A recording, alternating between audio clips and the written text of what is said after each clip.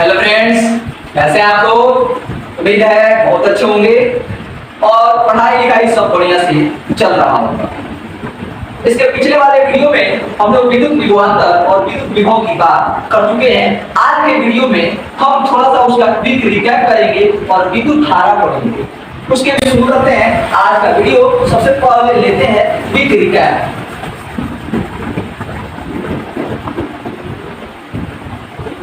सबसे पहले हमने पढ़ा विद्युत विभव के बारे में। विभव क्या है? तो हमने आपको बताया कि जो चार्ज चल रहा है उस चार्ज को चलाने के लिए जब भी आपको पानी टंकी में से नीचे पाइप में लाना हो तो आपको पाइप को नीचे रखना पड़ेगा, टंकी को ऊपर रखना पड़ेगा, तभी जो है टंकी से पाइप में पानी आ पाएगी। बात समझ रहे हैं आप? उसी तरह तो यहाँ पर क्या हुआ, यहाँ पे दाब का अंतर हुआ। उसी तरह विद्युत धारा, विद्युत आवेश को चलाने के लिए हमें एक वैद्युत अंतर की जरूरत पड़ेगी कि नहीं पड़ेगी? जब पड़ेगी उसी को हम विद्युत, उसी वैद्युत अंतर को कहते हैं विद्युत विभवांतर। ठीक है, उसके बाद हम विद्युत विभवांतर पढ़ेंगे। इन दोनों टर्म को हमने जाना। आपको ये भी मैंने बताया, इसका मात्रक बताया। इसका मात्रक क्या होता है तो आप बताओगे वोल्ट। वोल्ट क्या होता है जी? तो जूल प्रति कूलम। नहीं, इसके बाद हमने जाना कि विद्युत विभवांतर को किस यंत्र से मापते हैं। तो विद्युत विभवांतर को हम लोग वोल्ट मीटर से मापते हैं। इन सभी बातों की चर्चा हम लोग कर चुके हैं। आज के वीडियो में हम जानेंगे विद्युत धारा। तो विद्युत धारा क्या होता है? तो सबसे पहले मैंने आपको बता दिया था विद्युत धारा वास्तव में आवेशों का प्रवाह है। क्या है? आवेशों की सतत एवं बंद प्रवाह को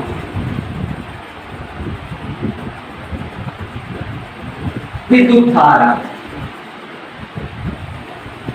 कहते हैं। ठीक है, इसको निकाल देते हैं थोड़ा सा। इसको आप ऐसे नहीं लिख सकते। किस प्रकार लिख सकते हो? लिखोगे प्रति एकांक समय में, प्रति एकांक समय में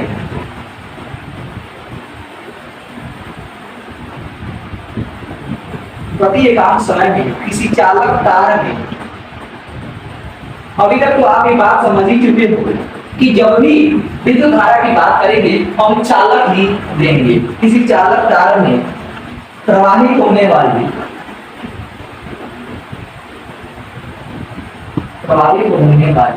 आवेश की मात्रा को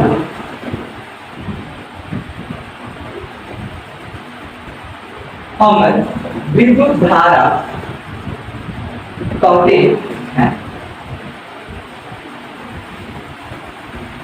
इसे यानी कि इसे संकेत किस नियमों से किया जाता है? इसे संकेत आई से दर्शाते हैं।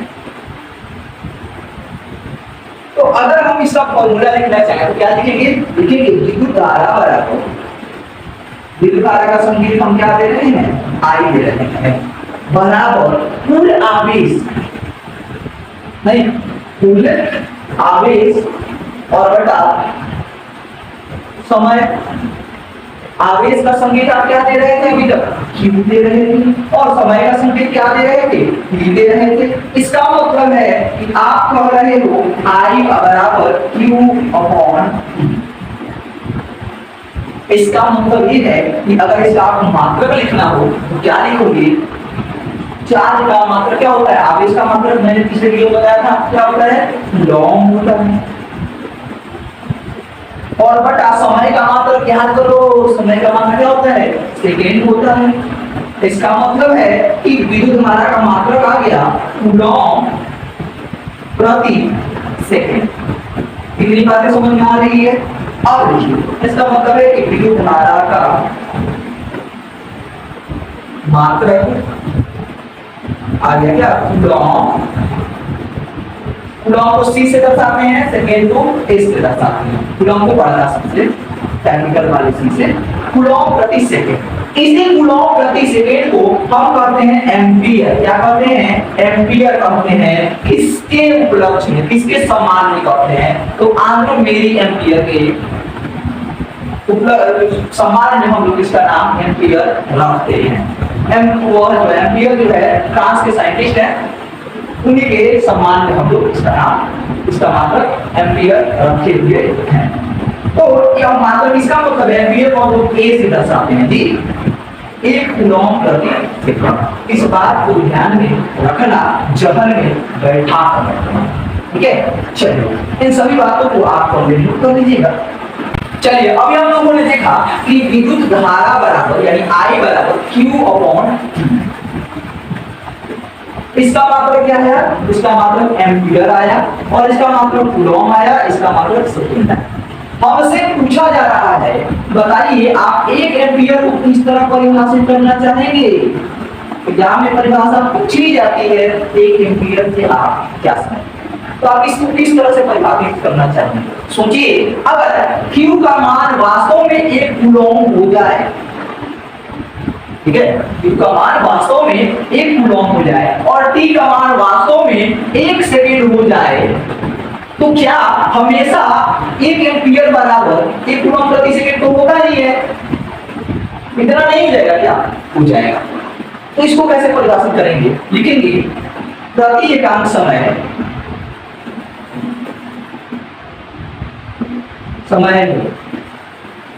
यानी 1 सेकेंड में, ठीक है, 1 सेकेंड में यदि किसी चालक तार से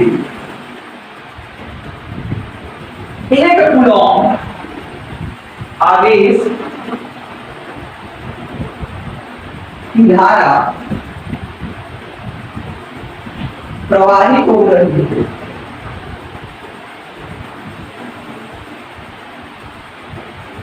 तो उसे हम क्या कहते हैं? 1 एम्पियर की धारा कहते हैं, ठीक है। उसे हम क्या कहते हैं? 1 एम्पियर की धारा कहते हैं। एम्पियर आपको समझ में आ गया। इसके कुछ अन्य मात्रक भी हैं जिसको आपको ध्यान में रखना चाहिए, ठीक है। और देखिएगा थोड़ा सा आसानी से मैं समझा दूंगा सभी चीजों को, जैसे कि कुछ पूर्वधर्म हम लगाते हैं, ठीक है, आप इसके मात्रक भी लगाएंगे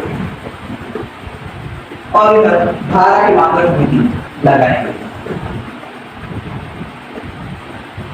और एक और काम करते हैं, इधर हम लोग विभवांतर के मात्रक में भी लिख देते हैं। एक ही बार में टोटल चीजें आपको क्लियर हो जाएंगी, ठीक है। देखिएगा, जैसे पहला पूर्वलग्न है मिली, मिली तो मिली हो जाएगा, तो 1 मिली क्या हो जाएगा? कूलॉम हो जाएगा। यह हो जाएगा 1 मिली एम्पियर हो जाएगा, यह 1 मिली वोल्ट हो जाएगा। बिल्कुल सही कह रहे हैं। अब 1 मिली कूलॉम का मतलब क्या होता है? 1 मिली का मतलब होता है 10 का पावर -3। 1 मिली का मतलब कितना होता है? 10 का पावर -3। तो इसका मतलब है कि 1 मिली कूलॉम का मतलब कितना होगा? 10 का पावर -3 कूलॉम। 1 मिली एम्पियर का मतलब कितना होगा? 10 का पावर -3 एम्पियर।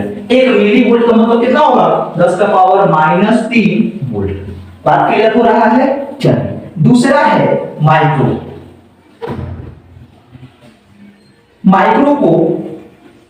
माइक्रो का मतलब होता है 10 का पावर -6। इसका मतलब है कि 1 माइक्रो कूलॉम बराबर हो जाएगा 10 का पावर -6 कूलॉम।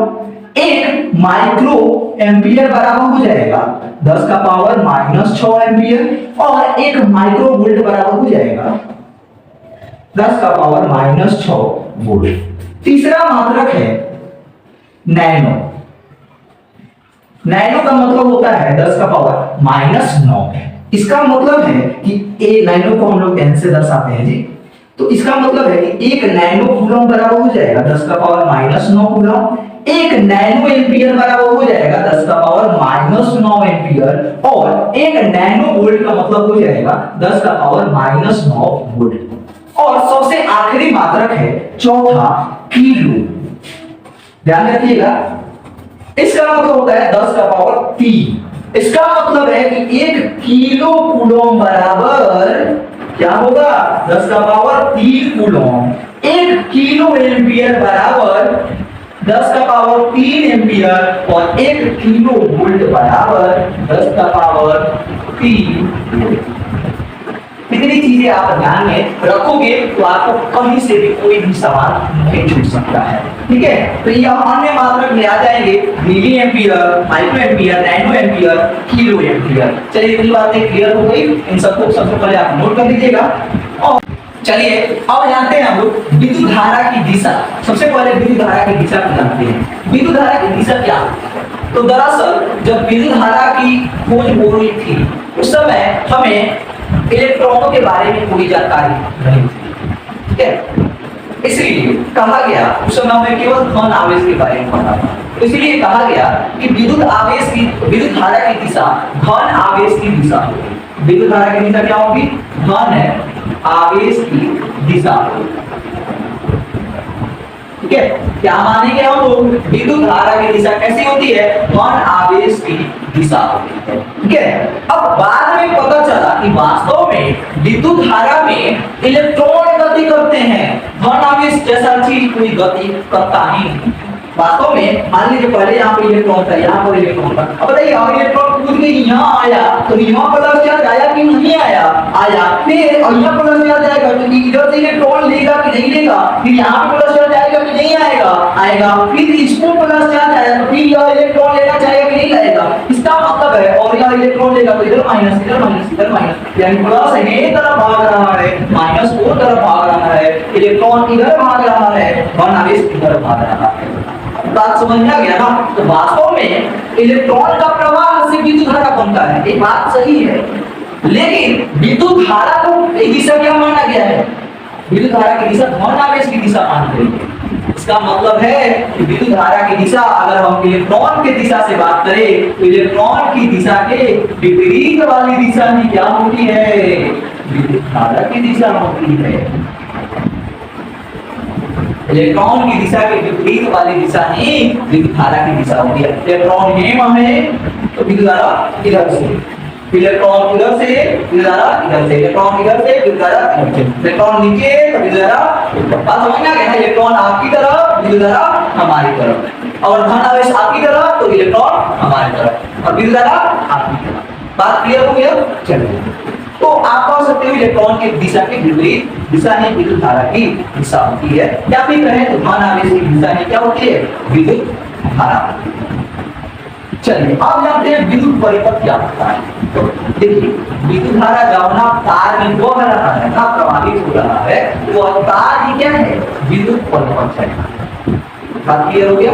विद्युत धारा जिस तार में प्रवाहित हो रहा है उस तार को आप क्या कहते हो? विद्युत परिपथ कहते हैं। अब उस तार में देखना तो आप स्विच लगाते हो ऑन ऑफ करने के लिए, नहीं तो वो हो गया। इसके अलावा आपके घर में एमीटर लगा रहता है, वोल्टमीटर वोल्टेज बताता है, एम्पियर बताता है, धारा, तो ये सभी चीजें लगी होती है। सभी चीजों के सम्मिलित रूप में क्या करते हैं? विद्युत परिपथ कहते हैं। इसको परिभाषित कैसे करेंगे? किसी विद्युत धारा की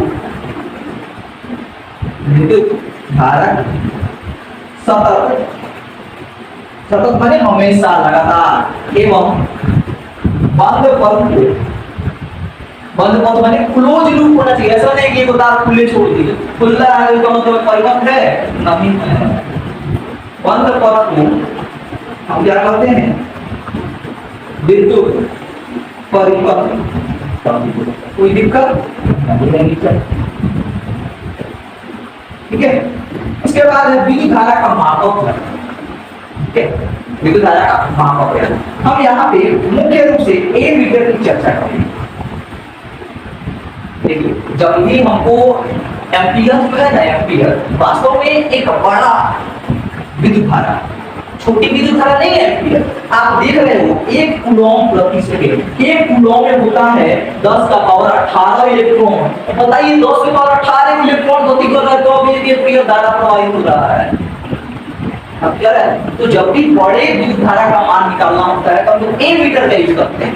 लेकिन वहीं अगर आपको छोटी विद्युत धारा का मान निकालना हो तो उस समय आप गैल्वेनोमीटर का उपयोग करते हैं। इसका गैल्वेनोमीटर का, या फिर ये कहें तो गैल्वेनोमीटर हमें बताता है कि विद्युत धारा प्रवाहित हो रही है या नहीं हो रही।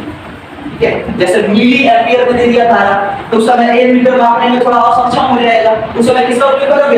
गैल्वेनोमीटर का उपयोग करोगे।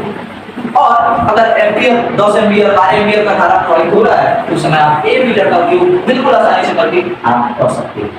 ये भी सवाल पूछा जाता है कि ए मीटर को विद्युत परिपथ में किस श्रेणी में जोड़ा जाता है? श्रेणी क्रम में। किस श्रेणी क्रम में जोड़ा जाता है? किस में जोड़ा जाता है? श्रेणी क्रम में। ठीक है। वोल्टमीटर को किस में जोड़ा जाता था? समांतर क्रम में। गैल्वेनोमीटर को किस में जोड़ा जाएगा? श्रेणी क्रम में। अब जानते हैं विद्युत परिपथ आरेख क्या होता है। तो देखिए कभी भी हम लोग को अगर मान लीजिए मूवी पर दर्शाना है कि हाँ ये यहाँ पे बल्ब जल रहा है, यहाँ पे फैन चल रहा है, यहाँ पे ए मीटर लगाया गया है, यहाँ पे बैटरी है, यहाँ पे गैल्वेनोमीटर है, यहाँ पे वोल्टमीटर है, तो क्या हम उसका चित्र बना के दर्शाएंगे? अगर चित्र बनाने बैठे तो फिर में बड़े पेज की जरूरत होगी, दूसरी बात टाइम ज्यादा लगेगा, मेहनत ज्यादा लगेगी। तो इस हिसाब से हम लोगों ने क्या किया है, अपना एक डायग्राम बनाया है कि हाँ अगर हम वही चिन्ह बना दें तो इसका मतलब है कि इस चीज का संकेत है। अगर हम बल्ब का चिन्ह बना दे तो इसका मतलब है बल्ब जल रहा है। हम जो है वो बड़ा पाई और छोटा पाई खींच दे तो इसका मतलब है कि बैटरी है। प्रतिरोध के लिए अगर इसे कर दे प्रतिरोध का निशान, तो वास्तव में हमने क्या किया है कि विद्युत परिपथ की विभिन्न यंत्रों के लिए, यंत्रों को दर्शाने के लिए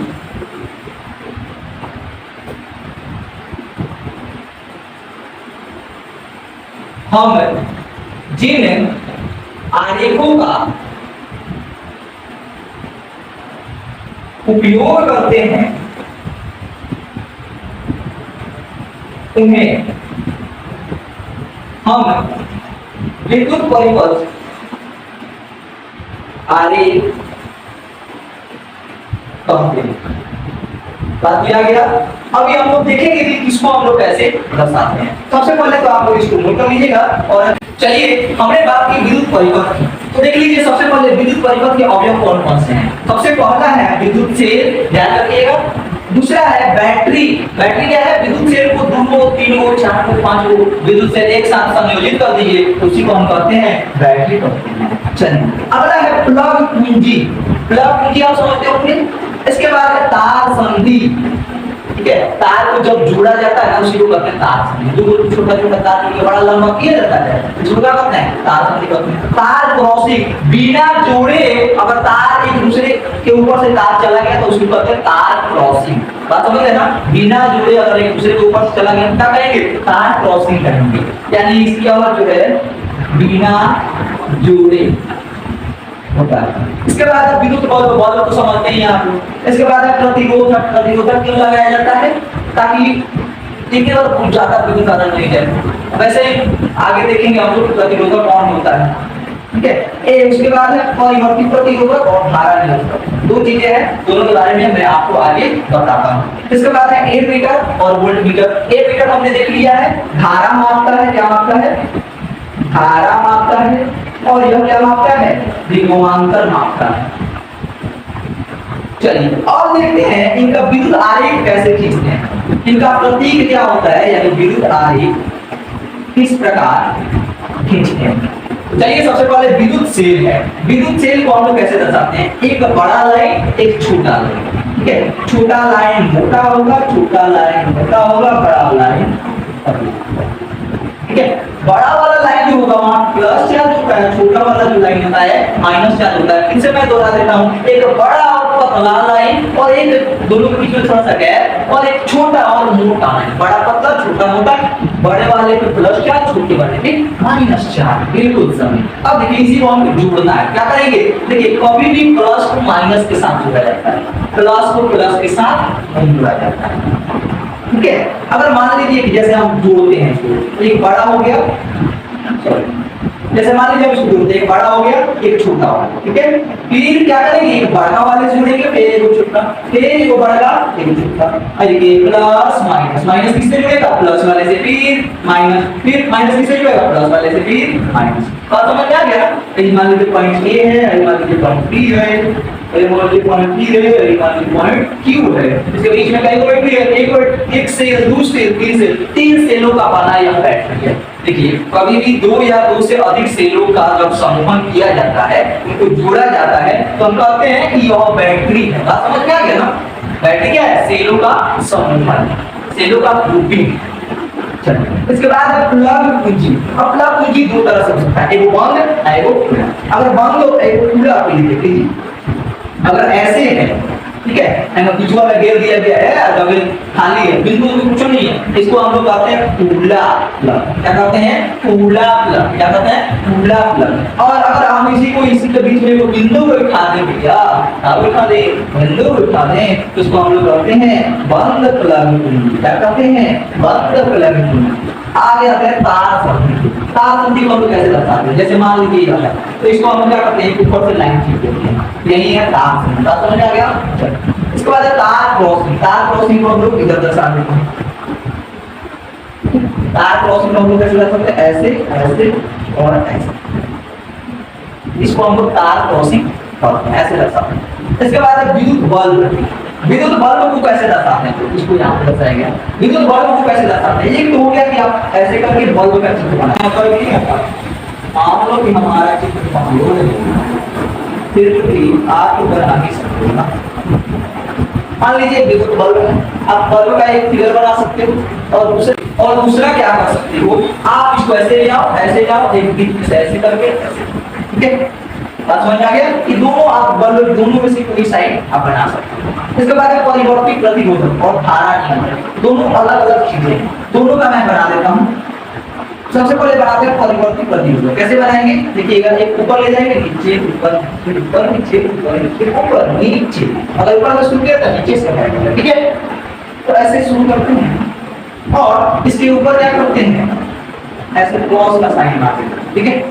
तीर का निशान लगा देते हैं, तो यह हो जाता है हमारा परिवर्ती प्रतिरोधक। और अगर हम धारा नियंत्रण की बात करें तो कैसे करते हैं? ऊपर नीचे, ऊपर नीचे, ऊपर नीचे, ऊपर नीचे, ऊपर। इसके बाद क्या करेंगे? ऐसे करके ऐसे साइन लगा देंगे। यह जो है धारा नियंत्रक, यह जो है परिवर्ती प्रतिरोधक। बात क्लियर? चलिए इसके बाद है 1 मीटर। 1 मीटर को कैसे दर्शाते हैं? एक गोला देना जरा और दोनों तरफ लाइन लिख देना, बीच में ए लिख देना, 1 मीटर हो गया। एक गोला देना जरा, बीच में बी लिख देना। चलिए बातें क्लियर हो गई होगी आपको? कोई दिक्कत परेशानी? चलिए सबसे पहले आप इसको नोट कर लीजिएगा। चलिए अब बात करते हैं कि ए मीटर, वोल्ट मीटर, परिवर्ती प्रतिरोधक और धारा नियंत्रक और से ये सभी क्या होते हैं। याद रखना, जब भी आपको पढ़ने का मन नहीं करे तब एक ही बात दिमाग में लाना कि अभी कई दिन बाकी है, कई रात बाकी है। अभी कई दिन बाकी है, कई रात बाकी है। अभी तो हमने केवल एक किताब का पन्ना पढ़ा है, अभी हमारी पूरी किताब बाकी है, ठीक है? तो आप अभी जो मेहनत कर रहे हो, आप बहुत कम कर रहे हो। अभी इससे काफी मेहनत आपको और आगे करना पड़ेगा। सोचो, शुरू में ही आप हार मान जाओगे तो फिर आगे क्या होगा? तो इसलिए हार नहीं मानना है और लगातार अपनी पढ़ाई को जारी रखना है। लगातार कंटिन्यूअसली थोड़ा थोड़ा ही पढ़ना है, लेकिन बस पढ़ते जाना है। तो चलिए जानते हैं ए मीटर क्या होता है। मैंने आपको बताया कि ए मीटर क्या होता है। विद्युत परिपथ में, विद्युत परिपथ में विद्युत धारा को मापने वाले यंत्र को हम ए मीटर कहते हैं। इसे हमेशा किस क्रम में जोड़ा जाता है? इसे हमेशा श्रेणी क्रम में जोड़ा जाता है।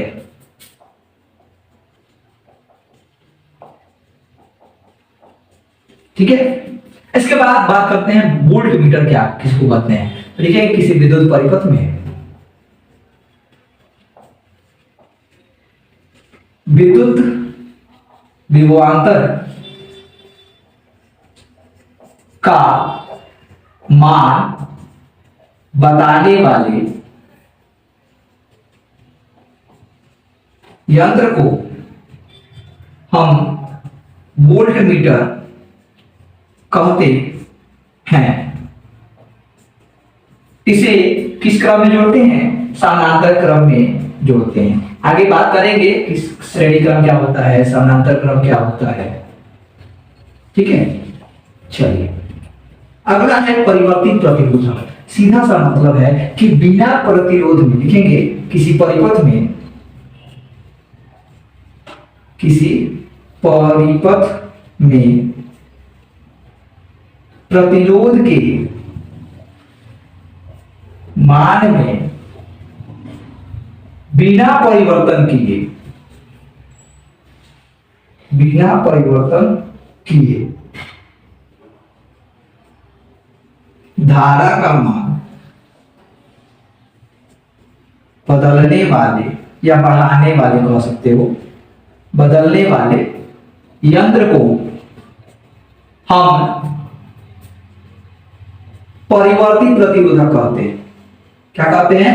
परिवर्ती प्रतिरोधक कहते हैं। ठीक है। इसके बाद है धारा नियंत्रक। धारा नियंत्रक किसको कहते हैं? तो लिखेंगे किसी विद्युत परिपथ में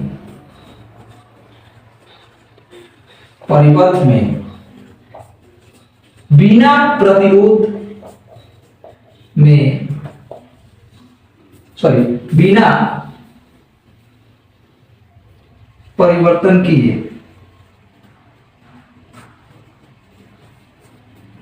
प्रतिरोध के मान को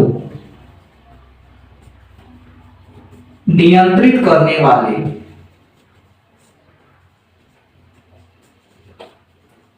अवयव को हम क्या कहते हैं? धारा नियंत्रक कहते हैं। चलिए, इसके बाद अगला डेफिनेशन है सेल का। सेल क्या होता है? ध्यान दीजिएगा, सेल क्या होता है। तो लिखेंगे कि सेल वह विद्युत युक्ति है, सेल वह विद्युत युक्ति है जो कि रासायनिक ऊर्जा को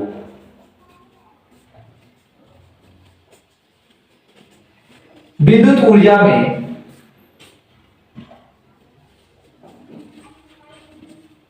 बदलता है। यह बैटरी की क्या है? एक छोटी सी इकाई है। यह बैटरी की इकाई होती है। और बैटरी किसको कहते हैं? दो या दो से अधिक सेलों के समूह को हम क्या कहते हैं? बैटरी कहते हैं। आपको धारा नियंत्रक समझ में आ गया, परिवर्ती प्रतिरोधक समझ में आ गया, सेल समझ में आ गया, वोल्ट मीटर एमीटर तो आप पहले से ही जानते थे। एक बार फिर से मैं बता देता हूं, आपको ज्यादा कंफ्यूजन किस में होगा? परिवर्ती प्रतिरोधक और धारा नियंत्रक में।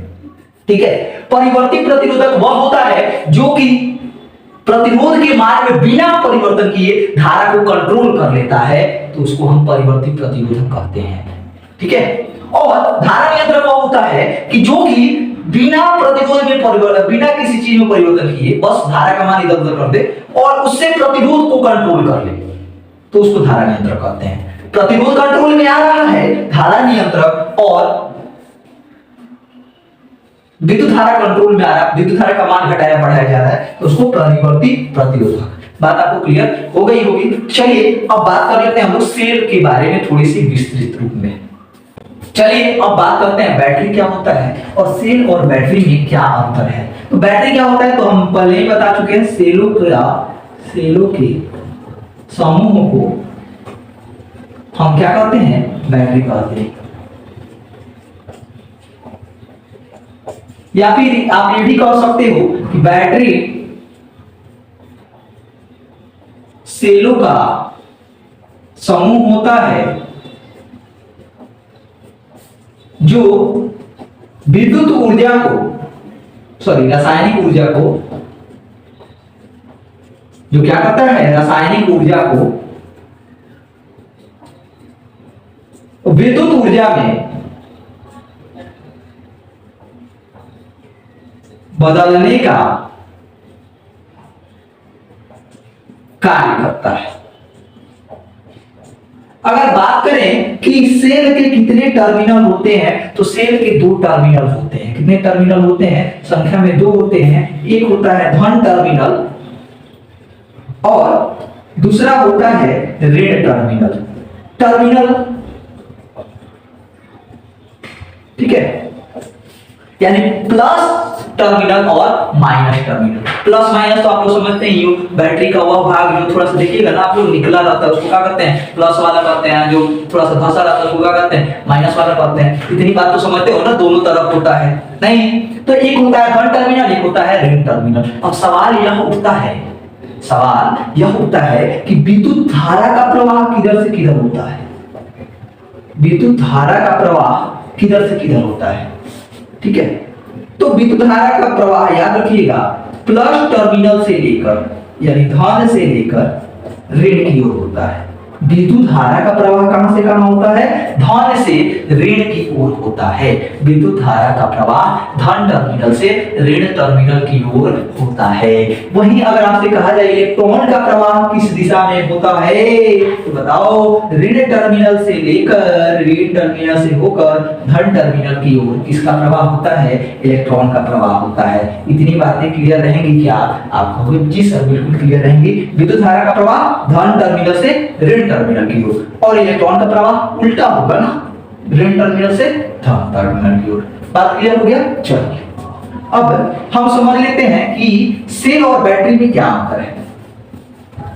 तो सबसे पहला बेसिक डिफरेंस यही है कि बैटरी क्या होता है, सेलों का समूह होता है, ठीक है। शॉर्ट में लिख देते हैं, आप लिख सकते हो बैटरी सेलों का समूहन होता है। और सेल क्या होता है जी, आप कहोगे सेल बैटरी की एक इकाई होती है, बैटरी की सबसे छोटी, बोलो सबसे छोटी इकाई होती है। दूसरा बात कि बैटरी यह दो प्रकार का होता है। कितने प्रकार का, दो प्रकार का। वैसे बैटरी आज टॉपिक मैं आपको नहीं पढ़ाने वाला हूं। दो प्रकार का होता है, एक प्राथमिक होता है और एक द्वितीयक होता है। या इसको कह सकते हैं प्राथमिक वाला जो है रिचार्जेबल होता है और द्वितीयक वाला जो है नॉन रिचार्जेबल होता है, ठीक है।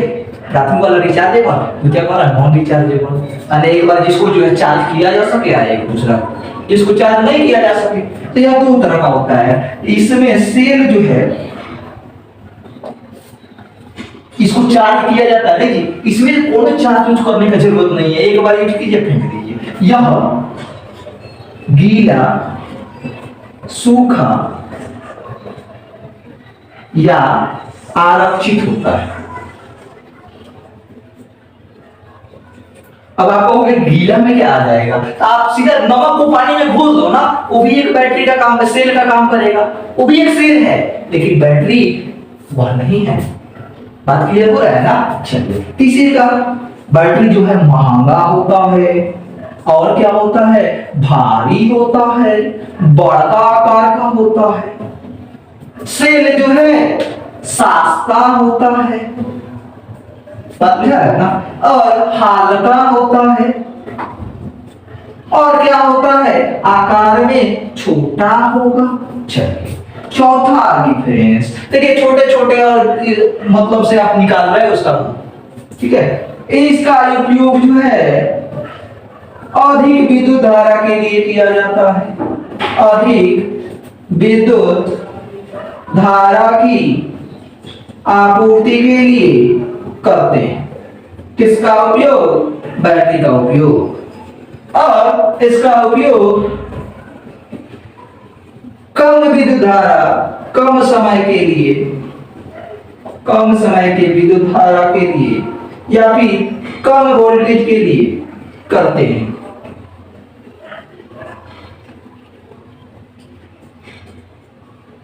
बात आपको क्लियर हो गया होगा, ठीक है। आज के वीडियो में रहने देंगे बस इतना ही। हमने सारे टर्म देख लिए। अगला जो टॉपिक है हमारा ओम का नियम, जो दुर्भाग्यवश आज छूट गया, अगले वीडियो में कंप्लीट करेंगे। और प्रतिरोध क्या होता है ये भी जानेंगे। बस एक बात मेरी याद रखना कि अगर आप अभी बैठकर नहीं पढ़ते हो तो फिर आप बाद में जाकर बहुत पछताओगे कि मैंने पढ़ाई क्यों नहीं की।